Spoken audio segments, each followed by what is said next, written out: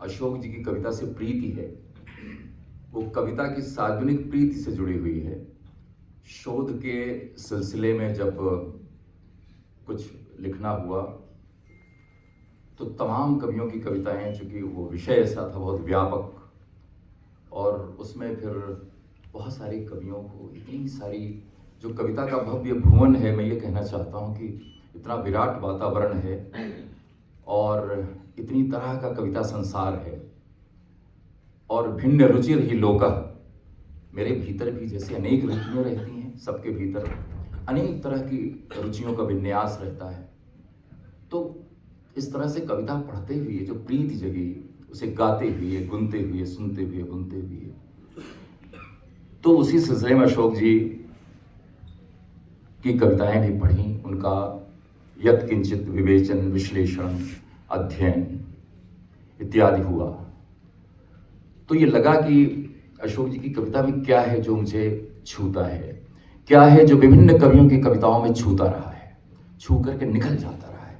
हमारे भीतर एक ऐसा संसर्ग भी होता है कि हम कवियों को पढ़ते हैं और अपनी तरह से डिस्कार्ड करते हैं, स्वीकार भी करते हैं। बहुत कवियों में तमाम तरह की आवृत्तियां होती हैं, बहुत तरह की विवृत्तियां होती हैं, लेकिन क्या कुछ है जो दिखावटी नहीं है, जो भीतर के हृदय से निकला हुआ है, जो इतना सच्चा है, इतना खरा है, इतने नकली संसार में क्या है? मुझे लगता है एक कवि की ऐसी सच्ची नैतिकता है जो शायद बची हुई है, जो दूध में मिलावट की तरह नहीं है, जिसमें नारियल के पानी की तरह स्वच्छता और भव्यता भी है। लेकिन यह भी कितना कम होता जा रहा है। इस अर्थ में कवि अभी भी बहुत ज़्यादा नैतिक प्राणी लगते हैं, जिसमें अशोक वाजपेयी भी एक हैं। और जहाँ तक अपनी तरह के कवियों को सुनना गुनना है, मेरे भीतर भी खूब सेंसर हैं। अगर गीत पढ़ रहा हूँ तो कौन सा गीत होना चाहिए। एक बार मैंने देखा कि अशोक वाजपेयी जी से किसी ने कहा या पूछा या कोई प्रसंग था, तो ठाकुर प्रसाद सिंह जी के 2 गीत या 3 गीत उन्होंने सुनाए। मैं उनके साथ हमने काम किया है, मैंने शीला जी के साथ काम किया है, अज्ञेय से मिला हूँ। तो मिलकर ये जो एक तरह की भीतर जो एक नागरिकता बनती है, एक रसिकता बनती है कि आप अपने भीतर की रुचियों से ऊबते नहीं हैं, बल्कि रुचियों को पुनर्नव करते चलते हैं। इसी सिलसिले में अशोक वाजपेयी जी पर लगभग लिखना होता रहा, बिना किसी योजना के, बेतरतीब। और तो अब इसे लगा कि अब 85 छू रहे हैं या छूकर इसके पार चले जाने वाले हैं, तो लगा कि जो कुछ लिखा है उसका समाहार होना चाहिए, उसका एक अनुष्ठान होना चाहिए। ये पुस्तक उसी अनुष्ठान का एक प्रतीक है और ये आज इन्हें समर्पित मैं कर रहा हूँ। यही उत्तराधिकार मिला यही देंगे, या लो उठो उपहार पूजा का संभालो, इस तरह कहते हुए। लेकिन अशोक वाजपेयी जी की कविता के बारे में मुझे ये जरूर कहना है कि ये बहुत जगहों पर क्यों छूती है। यानी कविता के संसार में भी कविता ढूंढनी पड़ती है। जैसे मनुष्यों के इतने विपुल संसार में एक सच्चा मनुष्य ढूंढना पड़ता है। शायद मंगेश अग्रवाल की पंक्ति है, मुझे मिला एक मनुष्य, एक अचरज की तरह है कि कोई मनुष्य मिल जाए आपको, जो मनुष्य के तथाकथित आभरणों से मुक्त हो, जो वाकई मनुष्य हो। तो इस तरह से तो कुछ पंक्तियां इनकी छूती हुई लगी, उनमें कुछ लगा कि नया है। वो क्या है? जैसे मैं ज्ञानेंद्र पद की कविता पढ़ता हूँ तो निहायत समकालीनता और समसामयिकता से आक्रांत है, लेकिन अपनी शब्दावली में इतने विपुल और समृद्ध है कि उसकी कोशिकाओं में वो धड़कता है, उसका शब्द प्राण बनकर धड़कते हैं। उनके संसर्ग में रहा तो लगा कि कविता क्या होती है। खोजते हुए पाया कि उनका एक पद विन्यास है, मुझ में सजल उज्ज्वल रौद्र मिलते हैं। मैंने कहा कि कवि की निहायत नक्शेबाजी है, कैसे संभव हो सकता है इसका अर्थ, इसे खोलना बहुत मुश्किल है। लेकिन मुझे लगा कि सच्ची कविता यही है जो पूरी तरह से खुलती नहीं है। मुझ में सजल उज्ज्वल रौद्र मिलते हैं, ऐसी एक आध 2 पंक्तियों की कविता अशोक जी के यहाँ देखी। ये कविता की प्रीति जगाने की जो भूमिका है, ऐसी बात कर रहा हूं मैं। मुझे लगा कि वो कविता कहाँ है जो अशोक जी संभव करते हैं ऐसी पंक्तियों से, जिन पंक्तियों का एक अपना महारास है। तो मिला कि शब्द से भी जागती है देह, बहुत सामान्य पंक्ति है, सिद्ध की जा सकती है।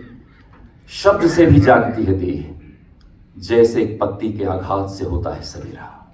मुझे लगा कि यहाँ कविता है, ये संभव हो न हो, लेकिन जिस कोमल धड़कन को समझने बूझने और उसने अपने कविता के प्रत्ययों में निर्मित करने का जो जतन है वो बहुत मौलिक है। इतना विपुल संसार अशोक वाजपेयी जी का है, जो बहुधा वक्तव्य की शैली में भी है, लेकिन निकला वो हृदय की धड़कनों से है। लेकिन चूंकि कविता धीरे धीरे वैचारिक हुई है, और अभी जो कविता पाठ हमारे मूर्धन्य कवियों का किया है, उससे बहुत सारी आवाज़ें हैं, बहुत सारी शैलियाँ हैं उसके शिल्प, और ये उसी तरह है जैसे हर मनुष्य अपनी तरह से अद्वितीय है।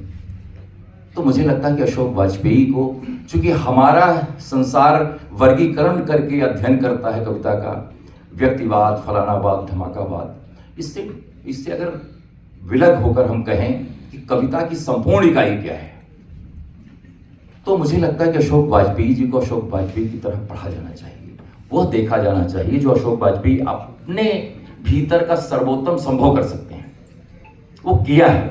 और जहाँ किया है वहाँ मैंने उसकी सराहना की है, जहाँ नहीं किया है मुझे असमंजस है, मैंने उसका भी प्रत्याख्यान किया है, उसका भी निर्वचन किया है। तो इस तरह से मुझे लगता है कि अशोक वाजपेयी खुद इतने, मुझे लगता है कि कविता के बारे में सोचना समझना, अनेक कलाओं के बारे में आलोचना को एक तरतीब देना, अपने समय की सच्ची नागरिकता और उसके प्रतिरोध को बचाए रखना, साहस को बचाए रखना, ऐसे कम लोग कर पाते थे। प्रलोभनों से संसार भरा है कि आदमी को गिरने में देर नहीं लगती है, लेकिन अशोक वाजपेयी जी की दृढ़ता ये बताती है कि कवि ही है जिसके बारे में निरंकुशा ही कवि कहा गया है, वही है जिसके पास रीढ़ थोड़ी बहुत बची है। मैं कई कवियों को पसंद करता हूँ, जिनमें कि अज्ञे जी हैं, कुंवर नारायण हैं, कैलाश वाजपेयी हैं, अरुण कमल जी पर मैंने पुस्तकें लिखी है, चर्चा की गोल मेज पर अरुण कमल, कुंवर जी पर पुस्तक लिखी है, कविता की सगुण इकाई, इसी सिलसिले में अब ये पुस्तक है जिसका नाम है कविता के भव्य भुवन में अशोक वाजपेयी। इसमें सारे संशय, सारी सुनिश्चितताएं और अर्थ की जो भी निष्पत्तियां संभव हो सकती हैं समकालीन समय में कविता को समझने बूझने के लिए, वो सब इसमें हैं। ये इन्हें समर्पित है। फिर उसी भाव में लोग इसे उठो उपहार पूजा का संभालो। शुक्रिया, धन्यवाद। शुक्रिया मिश्र जी। इसके बाद अंधेरे में जलता एक चिराग, रविकांत